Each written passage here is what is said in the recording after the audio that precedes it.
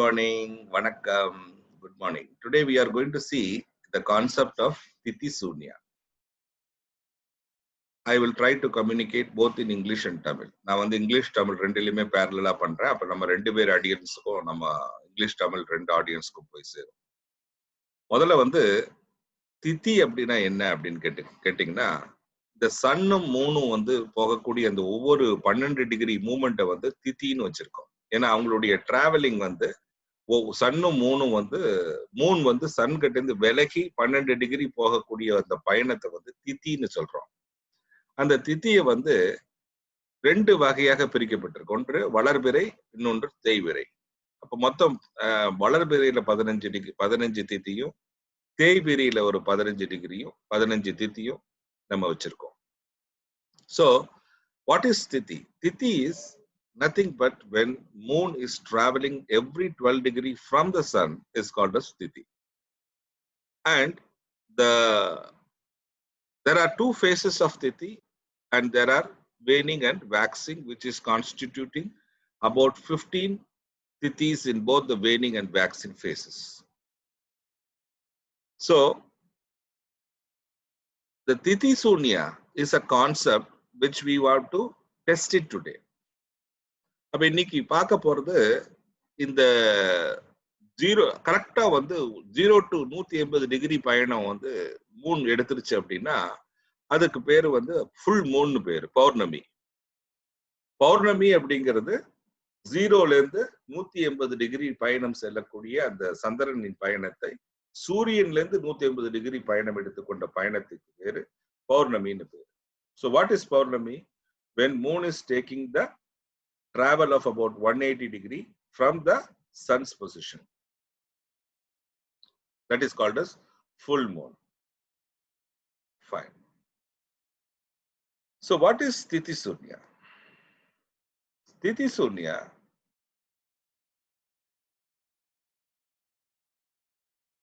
certain rashis will get affected when an individual is born under a certain tithi. இப்ப நம்ம பிறக்கும் பொழுது ஏதோ ஒரு திதி பாயிண்ட்ல தான் நம்ம பிறப்போம்.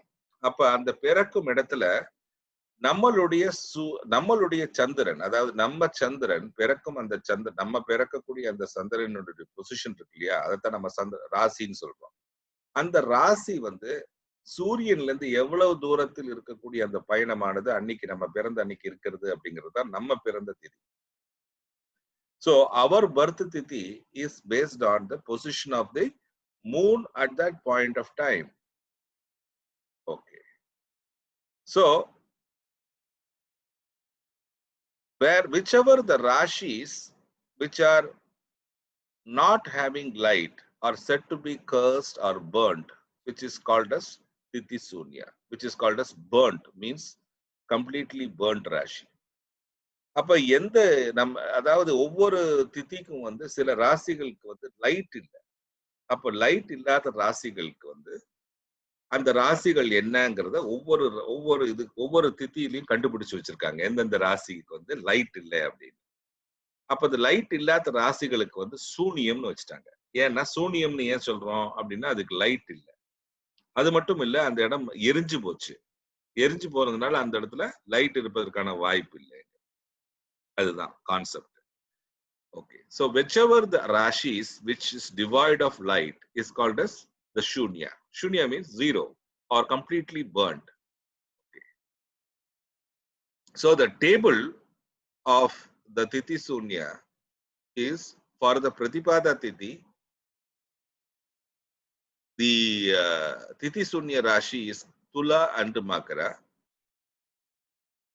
and the Rashi owner is Venus and Saturn. And if you take the Kalapurusha order, it is 7-10. That is Tula and Makara. இப்ப நம்ம பிரதிபாத திதி, அதாவது நம்மளுடைய முதல் திதி வந்து பிரதிபாதம். அப்ப அந்த பிரதிபாத திதியில பிரதமைன்னு சொல்லுவோம் இல்லையா தமிழ்ல. அப்ப பிரதமைக்கு வந்து 2 ராசிகள் வந்து லைட் இல்லாத இருக்கக்கூடிய ராசிகள். அது என்னன்னு கேட்டீங்கன்னா துலாமும் மகரமும். அப்ப துலாம் அப்படிங்கிறது நீங்க பாத்தீங்கன்னா 7வது ராசி. 7வது ராசிங்கும் போது உங்களுக்கு 30 × 7 போட்டீங்கன்னா 210 வரும். அப்ப இந்த பிரதிபாத திதியில வந்து உங்களுக்கு ஆக்சுவலா வந்து துலாத்திலையும் மகரத்திலையும் லைட் இல்லைன்னு சொன்னாங்க. லைட் இல்லாம இருக்கக்கூடிய ராசிகள். இப்ப நம்ம என்ன பார்த்தோம், 180 டிகிரியோட வேரியேஷன்ல தானே இது போகுது. அப்ப இந்த துலாம்ங்கிறது வந்து 210 டிகிரி. அப்ப 210 டிகிரியிலும் லைட் இல்ல.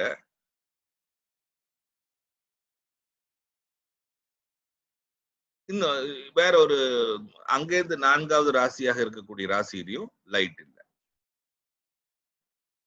இப்ப நீங்க கரெக்டா பாத்தீங்கன்னா எந்தெந்த ராசியில வந்து லைட் இல்லாம இருக்கக்கூடிய ராசிகள் நமக்கு கிளியரா தெரிஞ்சிடும். அண்ட் பிரதிபாதான என்னது அப்படின்னு கேட்டீங்கன்னா 0 to 12 டிகிரி.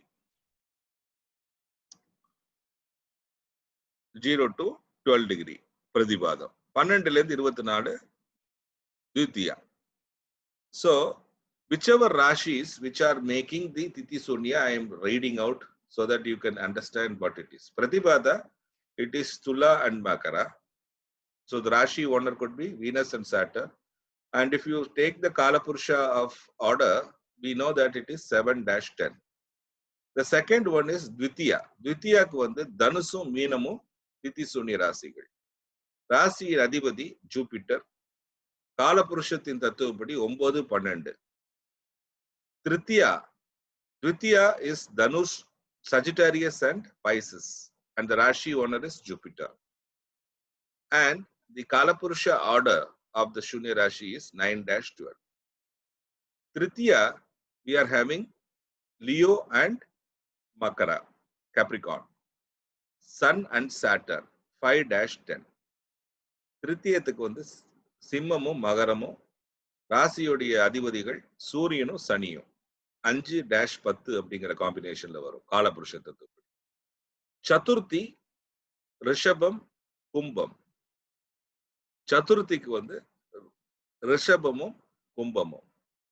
ராசியின் அதிபதி Venus Saturn 2-11. பஞ்சமிக்கு for Chaturthi it is Rishabha and Kumbha, and the Rashi owners are Venus and Saturn. For Panchami, Midunam, Kanya, Adhipati, Mercury, 3-6 அப்படிங்கிற ரேஞ்சில் வரும். So Panchami Tithi it is Gemini and Virgo, and the person who is afflicted is Mercury. Shashti it is Aries and Leo, Mars and Sun. So 1-5. Shashti. Okay. And Saptami, it is Cancer and Sagittarius, Moon and Jupiter. Ashtami, Gemini and Virgo. And the Lord is Mercury, 3-6. Ashtami திதிக்கு வந்து மிதுனமும் கன்னியமும் திதி சுன்னிய ராசிகள். ராசியின் அதிபதி mercury. Navami திதிக்கு வந்து சிம்மமும் விருச்சகமும், Sun and Mars. So Navami and Dashami both ரெண்டுக்குமே வந்து சிம்மமும் விருச்சகம் தான், Sun and Mars 5-8 combination. For Navami and Dashami we have 2 rashis as Tithi Shunya rashis, which are Simha and Vrichika. That is Leo and Scorpio. And the Lord are Sun and Mars, and the combination is 5-8.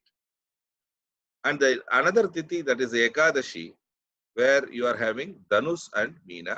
Jupiter is the person who is the owner of them, and 9-12. Ekadashi Tithikku வந்து தனுசும் மீனமும் திதிசூன்ய ராசிகளாகின்றன. ராசியின் அதிபதி குரு பகவான். காலபுருஷ தத்துவப்படி அது 9, 12 அப்படிங்கிற தத்துவப்படி வரும். துவாதசி. துவாதசினா என்ன அப்படின்னு கேட்டீங்கன்னா அந்த இதுல துலாமும் மகரமும் வருது. சுக்கிரனும் சனி பகவானுக்கும் லைட் இல்ல. அந்த துலாத்துக்கும் மகரத்துக்கும் லைட் இல்ல. 7-10. அகைன் வந்து 7-10 காம்பினேஷன் வருது.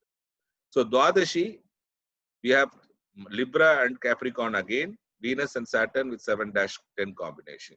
And Trayodashi, again we are getting Rishabha and Simha, Venus and Sun, 2-5. Trayodashi again ரிஷபமும் சிம்மமும் வந்துருச்சு.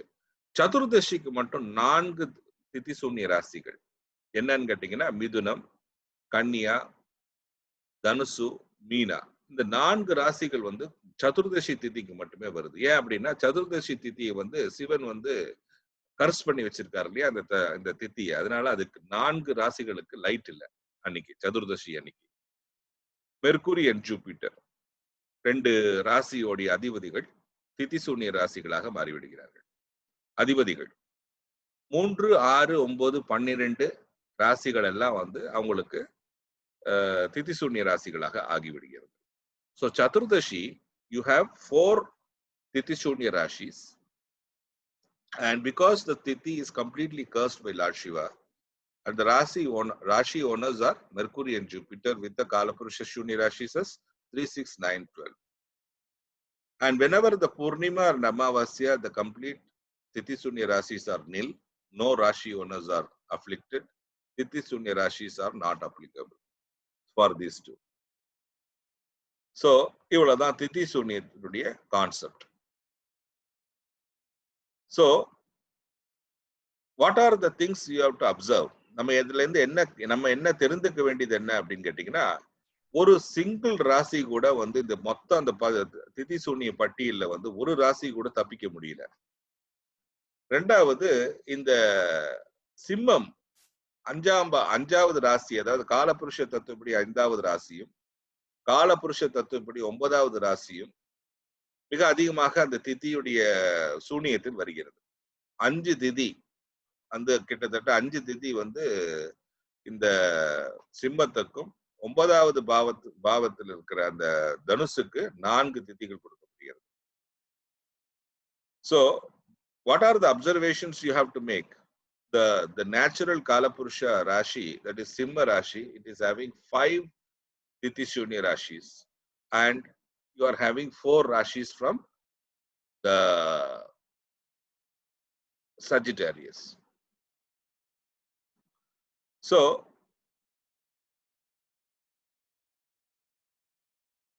and what are the second one? If you really observe, most of the combinations are coming in the 4-10 axis.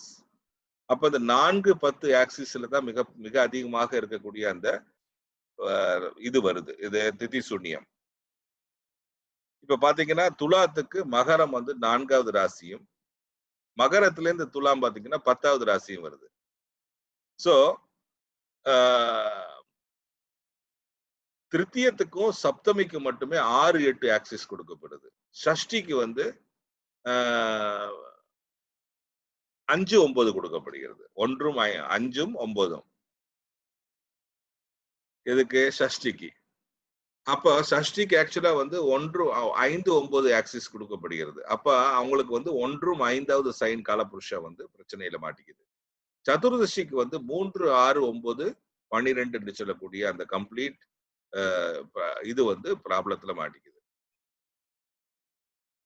அமாவாசை பூர்ணிமாக்கு ஒண்ணுமே இல்லை. So what we are observing is most of the tithis are following the 4/10 axis, and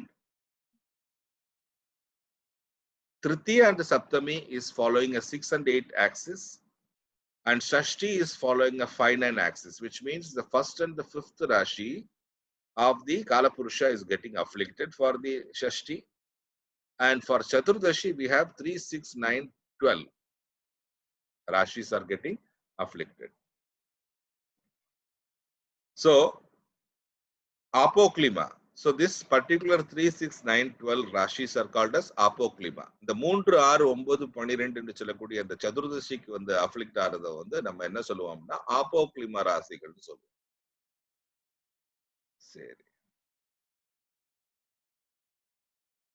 சரி, இனி வந்து நம்ம எப்படி அதை analyse பண்ண போறோம், அதுதான் அடுத்தது கேள்வி. அப்ப இதை அனலைஸ் பண்றதுக்கு என்ன பண்றது, என்ன வழிகள் இருக்கிறது அப்படின்னு கேட்டோம்னா அதுதான் நம்ம இன்னைக்கு பார்க்க போறோம். அப்ப இந்த சூனி ராசியின் அதிபதிகள் இருக்காங்க இல்லையா, அந்த சூனி ராசியினுடைய அதிபதிகள் வந்து ஒரு கெட்ட பலன்களே செய்வார்கள். அவர்கள் வந்து பெனிஃபிக் பிளானட்டா இருந்தால் கூட.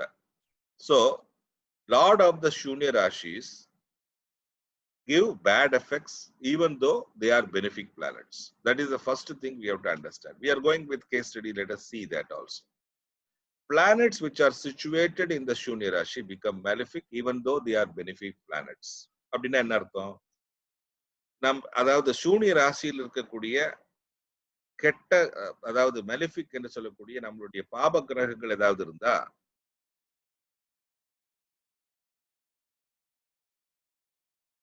அதாவது சூனிய ராசியில் இருக்கக்கூடிய எந்த கிரகமும் கெட்ட கிரகங்களாக மாறிவிடும். அது நல்ல கிரகங்களாக இருந்தால் கூட கெட்ட கிரகங்களாக அது மாறிவிடும். அதாவது பலன் அதற்கான பலனை வந்து செய்ய முடியாத நிலையில சூனியத்தில் இருக்காது, ஜீரோ ஆயிடுச்சு இல்லையா, அது எரிந்து கிடக்கிறது. அப்ப எரிந்து கிடக்கும் போது அதற்கான பலனை அதனால செய்ய முடியும். So what does it mean? The planets which are situated in the zero rashis or the burnt rashis become malefic automatically, even though they are the best good benefic. However, ஏதாவது கெட்ட அதாவது மெலிஃபிக்ஸ் சொல்லக்கூடிய பாப கிரகங்கள் அதுல இருந்ததுன்னா சூனிய ராசியில் இருக்குமானால் அவங்க வந்து அந்த தசையில நல்லது செய் பெனிஃபிக் ரிசல்ட்ஸ் கொடுப்பாங்கன்னு சொல்லியிருக்காங்க. So the malefics which are placed in the Shunya Rashis may give the benefic results in the Dasha. And Lord of the Shunya Rashis produces malefic results when they transit over the benefic planets and bhavas. அதாவது சூனிய ராசியினுடைய அதிபதிகள் கெட்ட பலன்களை செய்வார்கள் எப்போ அவங்க வந்து அந்த டிரான்சிட், அதாவது நம்மளுடைய கிரக நிலைகள் மாறுது இல்லையா, டிரான்சிட் பண்ணும்போது அதனுடைய ஒரு பெனிஃபிக் பாவங்கள் வழியாகவும் அதாவது நல்ல கிரகங்களினுடைய பாவத்தின் வழியாகவும் நல்ல கிரகங்கள் மேலேயும் போகுமானால் அது வந்து கெட்ட பலன்களே செய்யும் சொல்லியிருக்காங்க.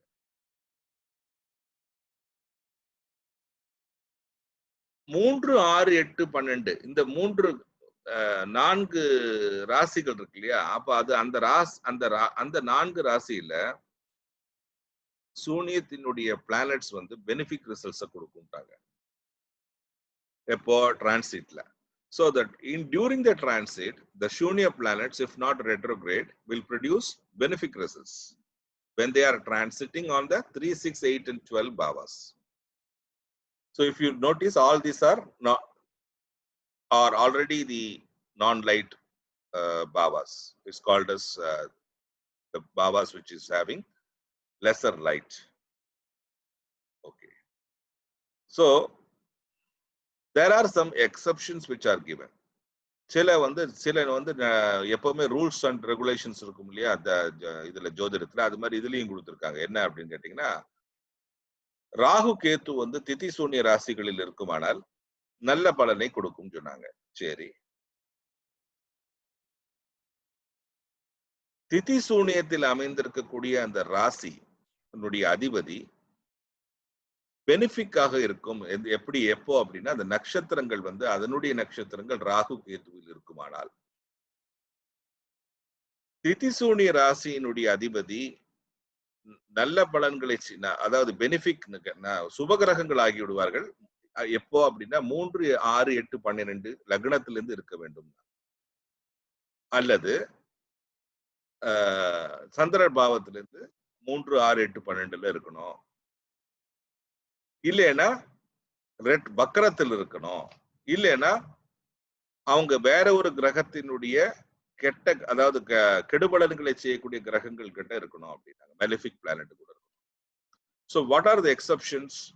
Rahu Ketu, which are situated in the Tithi Sudya Rashis, will give good results of the bhava.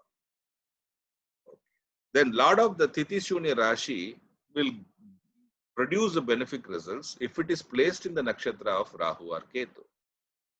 And the Lord of the Tithi Shunya Rashi becomes benefic if it is placed in the 3, 6, 8, 12 from the Lagna or from the moon, or if this planet is retrograde, or if it is having another conjunction joining with a natural malefic planet. So, and the results of Tithi Shunya planets, இந்த திதி சூன்யத்தில் இருக்கக்கூடிய கிரகங்கள் என்ன பலனை செய்யும்? Sun இருந்தால் வந்து அதை வந்து கம்ப்ளீட்டா வந்து ஒரு ஹெல்த்தோடைய அவங்களுடைய, ஏன்னா சன் அப்படின்னாலே சூரியன் அப்படின்னாலே ஹெல்த்தினுடைய சிக்னிபிகேட்டர். அப்ப அந்த ஹெல்த் வந்து பாதிக்கப்படும். அப்போ அந்த சூரியன் வந்து 3ஆம் பாவத்தில் இருந்தா அது வந்து அவங்களுடைய சிஸ்டரையோ பிரதரையோ, அதாவது தன்னை விட சின்னவங்கள், அதாவது தம்பியோ தங்கையோ இருக்குமானால் அவங்களை பாதிக்கும் ஹெல்த் வகையான்னு சொன்னாங்க. 4ஆம் பாவத்தில் இருக்குமானால், சூரியன் 4வது பாவத்தில் இருக்குமானால் அந்த மதருடைய ஹெல்த் அஃபெக்ட் ஆகும் அப்படின்னாங்க.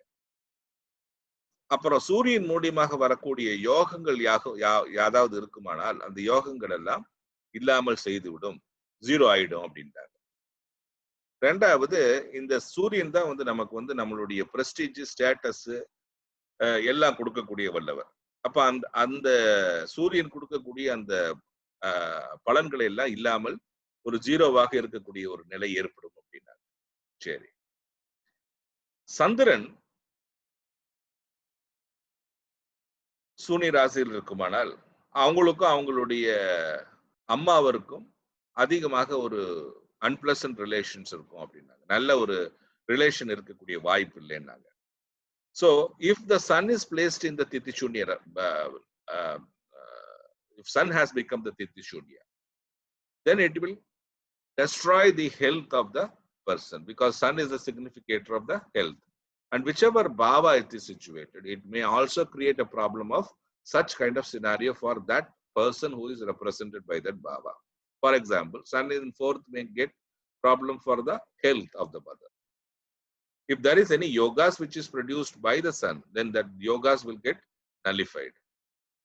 Then the loss of pride and status and also the position of esteem will get lost because of the sun's position. Moon will have a very uncordial relation with, not a good cordial relation with the mother. And the person also cannot be good in health. அப்ப சந்திரனும் சூரியனும் பார்த்துட்டோம். அடுத்தது செவ்வாய். செவ்வாய் என்ன சொல்லியிருக்கோம்னா, செவ்வாய் வந்து மிக அதிகமாக ஒரு எனர்ஜியாக இருக்கக்கூடியவர். அந்த செவ்வாயை வந்து ஜீரோ ஆக்கினார், அந்த திதிசூனிய பிளானட் ஆகிவிடுமானால் அவர் வந்து ரொம்ப லேசியாக இருப்பார். நாங்க 2வது, அவங்களுக்கு வந்து தங்கைகள், அதாவது தன்னை விட சார்ந்த கூடிய சிப்ளிங்ஸ் சொல்லக்கூடிய அந்த தம்பி தங்கைகளை இருக்கக்கூட வாய்ப்பு இல்லாமல் செய்து விடுவார். நாங்க இல்ல அப்படி அப்படியே இருந்தாலும் அவங்களுடைய ரிலேஷன்ஷிப் இவங்களுக்கும் அவ்வளவு சுமூகமாக இருக்காது. மெர்க்குரி அப்படின்னாலே அவர் வந்து படிக்கக்கூடிய ஒரு கிரகம். அப்ப படிக்கும் பொழுது அந்த பிரச்சனைகள் வந்து ஹிண்ட்ரன்சஸ் இன் எஜுகேஷன், படிக்கும்போது தடைகள் ஏற்படும். 2வது, புதன் வந்து நம்மளுடைய பிசினஸ் என்று சொல்லக்கூடிய அந்த இடத்துல இருக்கிறதுனால பிசினஸ் பாதிக்கப்படும் சொல்லி. So, if Mars is placed, the person becomes very much lazy. Why? Because Mars is the main planet, which is energy graha in astrology. So, if Mars itself is placed become the Titishunya planet, then the person becomes lazy. The person also may not have the younger brothers and sisters. And if at all they have, but they cannot able to maintain a very good relationship with them, that is what we do. Mercury, because the Mercury is a learning planet and it is also represented by books, the education areas may get hindrances and bottlenecks. And also the Mercury is a main graha for the business and the business may get afflicted. When the Jupiter, Guru இருக்குமானால், அடுத்தது குருவும் சுக்கிரனும் சனியும் பார்த்துருவோம். குரு இருக்குமானால் அவருக்கு வந்து தன்னை சார்ந்து இருக்கக்கூடிய அந்த மதத்தின் மேல இருக்கக்கூடிய அந்த விசுவாசம் வந்து இருக்காது. 2வது, அவருக்கு வந்து இந்த ஜூபிட்டர் தான் வந்து நம்மளுடைய செல்வ நிலையை குறிக்கக்கூடிய ஒரு கிரகம். அப்ப அந்த ஜூபிட்டர் இருக்குமானால் செல்வ நிலைக்கு வந்து ஒரு பிரச்சனை வரும் சொல்லியிருக்காங்க. 2வது, ஜூபிட்டர் வந்து இன்னொரு சிக்னிபிகேட்டர் என்னன்னு பாத்தீங்கன்னா, குழந்தைகளை கொடுக்கக்கூடியது. அந்த குழந்தைகள்லயும் பிரச்சனை வரும். சுக்கிரன் இருக்குமானால் சுக்கிரன் வந்து நம்மளுடைய மனைவியும் அவங்களை சார்ந்து வரக்கூடிய அந்த பலன்களை எல்லாம் குறிக்கக்கூடிய கிரகம். அப்ப அந்த சுக்கிரன் வந்து நம்மளுடைய அந்த மாதிரியான பலன்களை செய்யாமல் இருக்கக்கூடிய ஒரு பலனை செய்து விடுவார். சுக்கிரன் வந்து நம்மளுடைய ரஜஸை குறிக்கக்கூடிய ஒரு கிரகம். அதாவது எதையெல்லாம் நம்ம வந்து ஆசைப்படுகிறோமோ அதையெல்லாம் லக்ஸூரியஸாக கொடுக்கக்கூடிய வல்லவர் அந்த சுக்கிரன். அதை இல்லாமல் செய்து விடுவார். அதை வந்து ஜீரோ ஆக்கி விடுவார். சனி பகவான் நம்மள வந்து டிசீஸ்ல கொண்டு போய் தள்ளி விட்டுருவாரு. பிரச்சனை வரும் ஹெல்த்துக்கு. 2வது நம்ம நம்ம எடுக்கக்கூடிய முடிவுகள் சில நேரத்துல வந்து தவறுதலாக எடுத்து விடுவோம்னு சொல்லியிருக்காங்க. இது மாதிரியான பிரச்சனைகள் வரும். Okay, now we are going to talk about Jupiter for English audience. Jupiter means the person will have some kind of problems in believing the religion. Since the Jupiter is a significator for both wealth and progeny, there will be some kind of problems. And Venus, as Venus is a karaka of marriage in the opposite sex, so it will bring the trouble from these areas. And also Venus is a Rajas graha, so it can create or it can give you the desires for a lot of luxurious things and to get those desires. But if the Venus is placed, the trouble is indicated through that area also. Saturn is the giver of the diseases. And if at all the Saturn is placed, it will give that diseases. And whatever the decisions the person making it in the life, that decisions will create losses for that person. How good, correct? So let us see some charts to understand whether that is really working, this Sthiti Sunya technique. Okay. So I will give you the charts once I am taking it, then we will see that. Okay.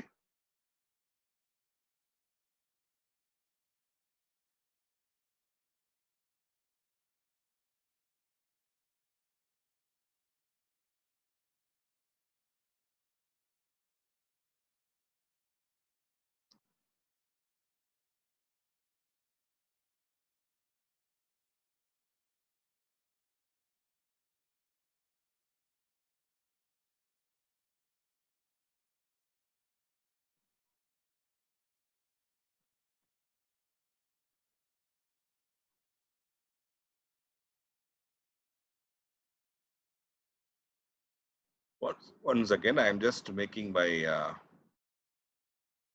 this thing. 1 second. Then I will show you the screen. Then you can understand that.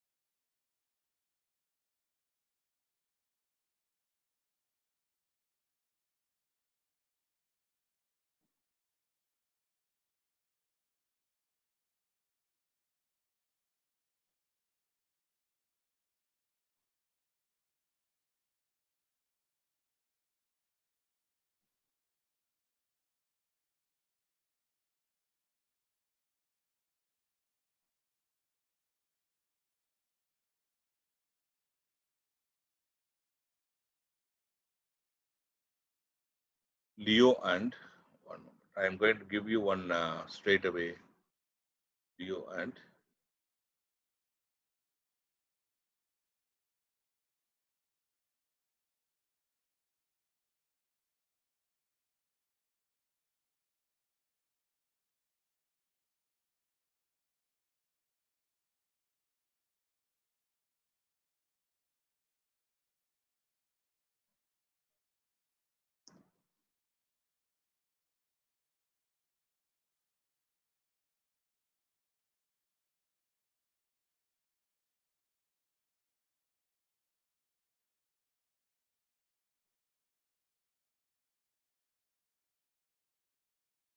Saptami. Sagittarius.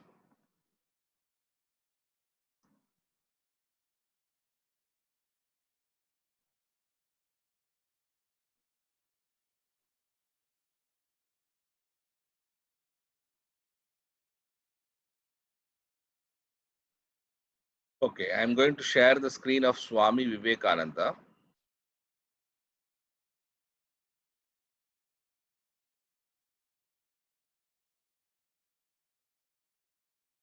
So you can see the screen of Swami Vivekananda. So if you see the Swami Vivekananda, he is born as per the chart given as Krishna Saptami. The Tithi is Krishna Saptami. So if the Tithi is Krishna Saptami, the table is Cancer and Sagittarius should be the Tithi Sunya Rashis. Cancer and Sagittarius. Okay. So let us see the Cancer. Cancer is the Tithi Shunya Rashi. Sagittarius itself is the Tithi Shunya Rashi.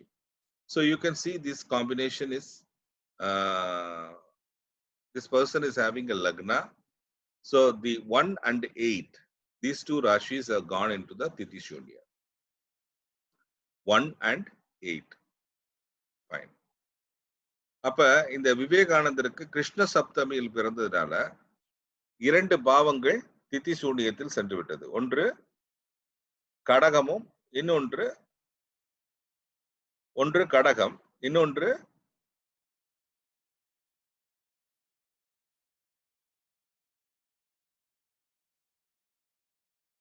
தனுசு.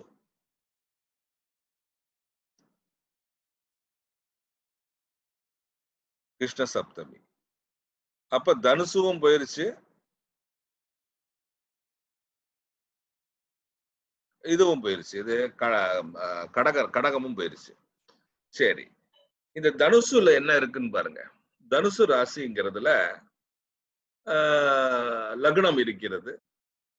8ஆம் பாவம் என்று சொல்லக்கூடிய பாவத்துல அவருக்கு இன்னொரு திதி சூன்ய ராசி விழுந்து. அப்ப இந்த 1-8ல வந்து ஃபர்ஸ்ட் ஆஃப் ஆல் 1 அவருக்கு வந்து ஹெல்த் நல்ல நிலைமையில் இருக்கல, லைஃப் மொத்தமா. 2வது அவருக்கு அதிகமான ஆயில் கொடுக்கப்படவில்லை, 8ஆம் பாவத்தில் இருக்கக்கூடிய ஆயில் கொடுக்கப்படவில்லை. So if you notice the Swami Vivekananda, so Krishna Saptami, we know that it is directly the Dhanush and the Cancer got afflicted due to the Tithi Sunya. And these two Rashis becoming 1-8 and combination for this chart. So 1 and 8, we can directly see that the sun is placed in the Tithi Shunya Rashi itself. And the sun is a significator of health. So the health is not granted for this Swami Vivekananda. And the 8th house is the longevity of the person, that is also not given to that person. So what happened? So Swami has not had a very good longevity. And he was not robust in health because of the Tithi Shunya itself. So from the Tithi Shunya concept, you can understand that it is very clearly that these Rashis are having a problem straight away.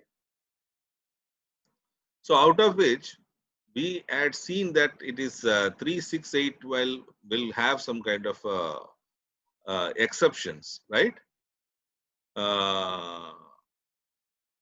Lord of the Tithi Shunya Rashi. So now let us see whether that is happening or not. Okay. Now the first Tithi Shunya Rashi is Jupiter. And Jupiter is neither placed, it is placed in the 11th from the Lagna, and the moon is placed in the 10th from the Lagna. Okay. If you notice these two planets having 10 and 11, because the தனுசனுடைய அதிபதி வந்து குரு பகவானும் கடகத்தின் அதிபதியாக இருக்கக்கூடிய சந்திரனும் எந்த பாவத்தில் இருக்காங்க சுவாமி விவேகானந்துக்கு பாத்தீங்கன்னா 10ம் 11வது பாவத்தில் இருக்காங்க. சுவாமி விவேகானந்தாக்கு கேரியர் என்று ஒன்று அமையவே இல்லை. அப்ப அந்த 10ஆம் பாவமும் 11வது பாவமும் கம்ப்ளீட்டா ஸ்பாயில் ஆயிருச்சுன்னு அர்த்தம். 2வது அந்த லக்னாதிபதி வந்து 11ஆம் பாவம் என்று சொல்லக்கூடிய லாபஸ்தானத்தில் இருந்து, இந்த லாபஸ்தானத்திலேயே வந்து திதி சூன்ய ராசியில் விழுந்து அந்த திதி சூன்ய அதிபதியாக விளங்குகிறார். யாரு? குரு. அப்ப அந்த குரு வந்து திதி சூன்ய ராசியின் அதிபதியாகவே விளங்கும் பொழுது அந்த ராசி ஆக இருக்கக்கூடிய அந்த பாவத்துல இன்கம், லாபத்தை சம்பாதிக்கக்கூடியவும் வருமானத்தை சம்பாதிக்க, அதாவது வேலைக்கு சென்று சேலரி எடுக்கக்கூடிய வாய்ப்பும் இல்லாமல் இருக்கிறது. அப்படியே பிசினஸ் பண்ணியிருந்தாலும் லாபங்களை பார்க்க முடியாத ஒரு அமைப்பு. 2வது வந்து சனி பகவான் பாத்தீங்கன்னா சந்திரன் கூட இருக்காரு பாருங்க. அப்ப இந்த மாதிரியான 2 காம்பினேஷன் வந்து இது வந்து சந்நியாச யோகம்னு பேரு. இந்த மாதிரி 2 கிரகங்கள் சாட்டனும் மூணும் வந்து ஜாயின் ஆயிருப்பாரு. 2வது அந்த மூன் வந்து திதி சூன்ய ராசியினுடைய ஒரு 1வது அதிபதி.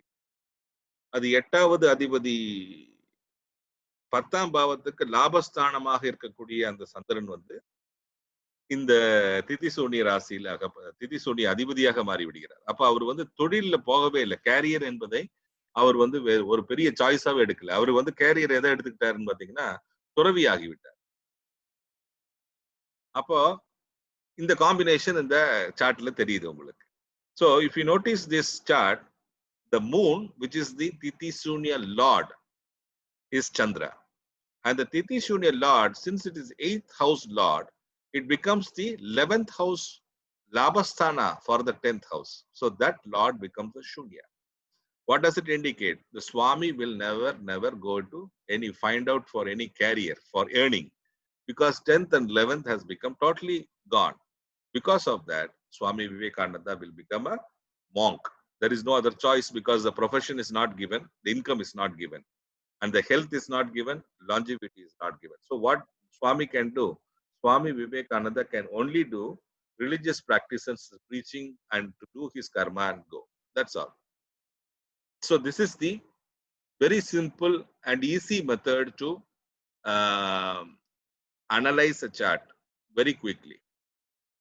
Okay. Now, if you see from the moon's perspective also, these particular two planets are not good enough, right? And what is the analysis results? The Lord of the Shunya Rashi give bad results even though they are benefic planets. That is what we have learned, correct? So here the moon and the Jupiter, both are benefic planets.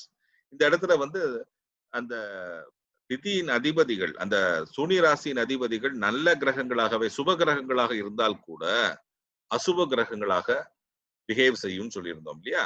அப்ப இந்த இந்த சுவாமி விவேகானந்தருடைய சாட்ல சந்திரனும் குருவும் வந்து 2 சுப கிரகங்கள். அந்த 2 சுப கிரகங்களும் வேலை செய்யாமல் 10, 11ஆம் பாவத்தில் இருந்து விட்டதுனால அவருக்கு வந்து தொழிலையோ அவருக்கு இன்கம் பொருளை ஈட்டக்கூடிய அந்த இதுவும் வாய்ப்பு இல்லாமல் போய்விட்டது. ரெண்டாவது பாத்தீங்கன்னா planets placed in the Shunya Rashi become malefic even though they are benefic planets ன்னு சொல்லியிருந்தோம். அப்ப இவருடைய சுவாமி விவேகானந்தாவுடைய சார்ட்ல சூனிய ராசியில் இருக்கக்கூடிய கிரகங்கள் என்னன்னு பாத்தீங்கன்னா ஒரே ஒரு கிரகம் தான் இருக்கு. யாருன்னு பாத்தீங்கன்னா சூரியன். அப்ப அந்த சூரியன் என்ன பண்ணாரு? சூரியன் வந்து அவருக்கு வந்து பிரச்சனை ஹெல்த் ரிலேட்டட் ப்ராப்ளம்ஸை கொடுத்தாரு. So if you notice that the planets which are placed in the Shunya Rashi for Swami is Sun. So Sun is the significator of health in the first house. So Swami was not given a robust health at all. He was having problems. So, and we also want to check whether this particular Swami's chart, whether any of this Jupiter or Moon is placed in the that one I want to check, right? So Sun or Moon, Jupiter is placed in the Mars nakshatra, and this Moon is placed in the Moon's nakshatra itself. So that question of Rahu Ketu does not exist. அப்ப இந்த சுவாமியுடைய இதுல வந்து நம்ம ராகு கேதுவுடைய நட்சத்திரங்கள்ல அந்த திதி சூனியத்தின் அதிபதி போய் இருக்கிறாரான்னு பார்த்தோம் இல்ல. So we also had found that the lords of the Tithi Shunya is not in the nakshatra of Rahu or Ketu. So what I have shown you today is how to understand the Tithi Shunya and how to understand and make a judgment through the analysis very easily. So I have taken the Swami Vivekananda chart as a classic example to understand the Tithi Shunya. So I will also come up with more case studies of Tithi Shunya because this is our first introduction video about the Tithi Shunya case study. திதி சூனியத்தை பத்தி மறுபடியும் நிறைய வீடியோக்கள் நம்மளுடைய சேனல்ல வரும். நம்ம வந்து பார்க்கக்கூடிய சில நல்ல, அதாவது எங்களுடைய குரூப் வந்து இருக்கிறதுலே மிகப்பெரிய குரூப் குவிஸ்ல ஃபேஸ்புக்ல. அப்போ திதி சூனியத்தை பத்தி வரக்கூடிய இன்ட்ரெஸ்டிங் கேஸ் ஸ்டடிஸ் எல்லாம் இந்த வீடியோல யூடியூப் சேனல்ல கண்டிப்பாக வரும் என்பதை சொல்லிக் கொடுக்கிறேன். இதை சொல்லி இன்னைக்கு அதை முடிவு செய்கிறேன். உங்களுக்கு திதி சூனியம்னா என்னன்னு புரிஞ்சிருக்கும் நினைக்கிறேன்.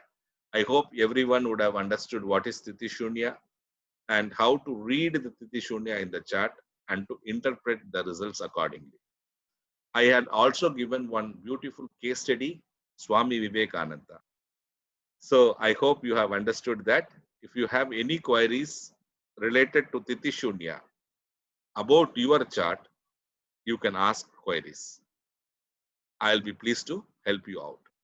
உங்களுக்கும் திதி சூன்யத்துல பார்த்துட்டு உங்களுக்கு இது மாதிரி ஏதாவது சந்தேகங்கள் இருக்குமானால் உங்களுடைய ஜாதகத்தில் அந்த சந்தேகங்கள் என்ன அதை கேட்டுக்கொள்ளலாம் என்று சொல்லி முடிவு பண்ணுகிறேன். ஓகே, நன்றி, வணக்கம்.